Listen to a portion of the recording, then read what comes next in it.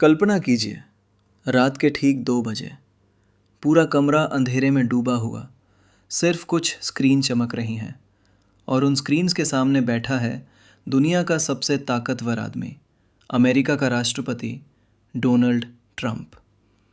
लेकिन वो कोई फिल्म नहीं देख रहा था, ना ही कोई वेब सीरीज़। वो लाइव देख रहा था एक देश के राष्ट्रपति का अपहरण। हाँ दोस्तों, कुछ ही मिनटों में एक संप्रभु देश के चुने हुए राष्ट्रपति को उसके ही घर से किडनैप किया जाने वाला था, और वो देश था वेनेजुएला। दोस्तों, तारीख थी 3 जनवरी 2026, स्थान फ्लोरिडा, अमेरिका। एक भारी पर्दों वाले कमरे में डोनाल्ड ट्रंप स्क्रीन पर टकटकी लगाए बैठे थे। हजारों किलोमीटर दूर वेनेजुएला की राजधानी काराकास में राष्ट्रपति निकोलस मादुरो गहरी नींद में सो रहे थे। उन्हें बिल्कुल भी अंदाज़ा नहीं था कि अगले कुछ मिनटों में उनकी ज़िंदगी हमेशा के लिए बदलने वाली है।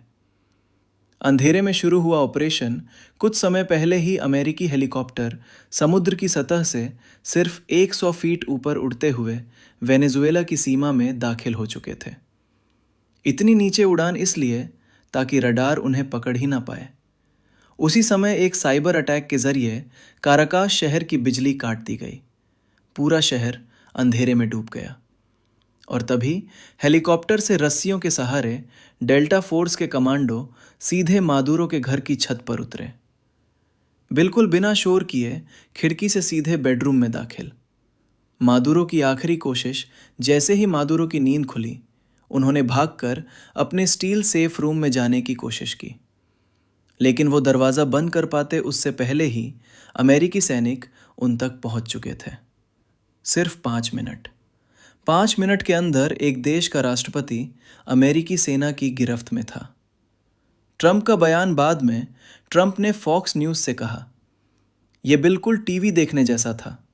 मैं सच में ऐसे देख रहा था जैसे कोई शो चल रहा हो। लेकिन दोस्तों, ये कोई शो नहीं था। ये था आधुनिक इतिहास का सबसे चौंकाने वाला सैन्य ऑपरेशन। दुनिया सन्न रह गई अगली सुबह जब यह खबर दुनिया भर में फैली। अमेरिका ने वेनेजुएला के राष्ट्रपति निकोलस मादुरो को आधी रात को गिरफ्तार कर लिया। तो पूरी दुनिया दंग रह गई और 2 सवाल उठे। अमेरिका ने ऐसा क्यों किया? क्या अब कोई भी देश सुरक्षित नहीं है? असल वजह तेल। दोस्तों, सच बहुत सीधा है, तेल। वेनेजुएला के पास दुनिया का सबसे ज़्यादा 303 अरब बैरल कच्चा तेल है। सऊदी अरब से भी ज़्यादा, ईरान से भी ज़्यादा, यहाँ तक कि अमेरिका से भी ज़्यादा। अमेरिका की ज़्यादातर रिफाइनरियाँ वेनेजुएला के भारी तेल के लिए बनी हैं। लेकिन 1999 में ह्यूगो चावेज़ आए और उन्होंने तेल उद्योग का राष्ट्रीयकरण कर दिया। अमेरिकी कंपनियों को बाहर निकाल दिया। यहीं से अमेरिका और वेनेजुएला की दुश्मनी शुरू हुई। पाबंदियां, साजिशें और सच्चाई।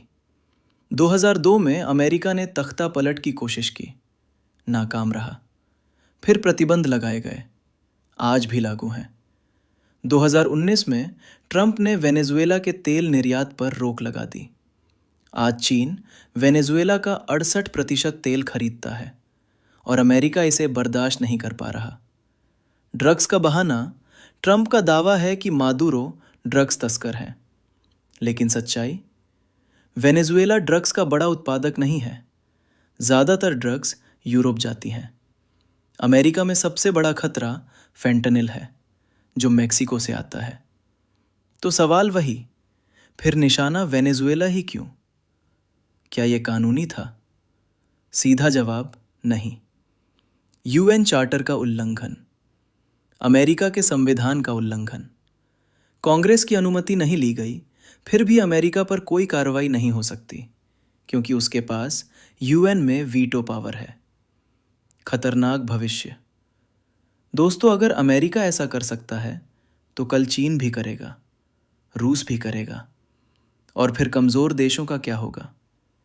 ये है नया औपनिवेशिक युग। आखिरी बात, मादुरो अच्छे नेता थे या नहीं, ये अलग बहस है। लेकिन एक संप्रभु देश के राष्ट्रपति को रात के अंधेरे में किडनैप करना सिर्फ संसाधनों के लिए। ये न्याय नहीं है, ये ताकत का दुरुपयोग है।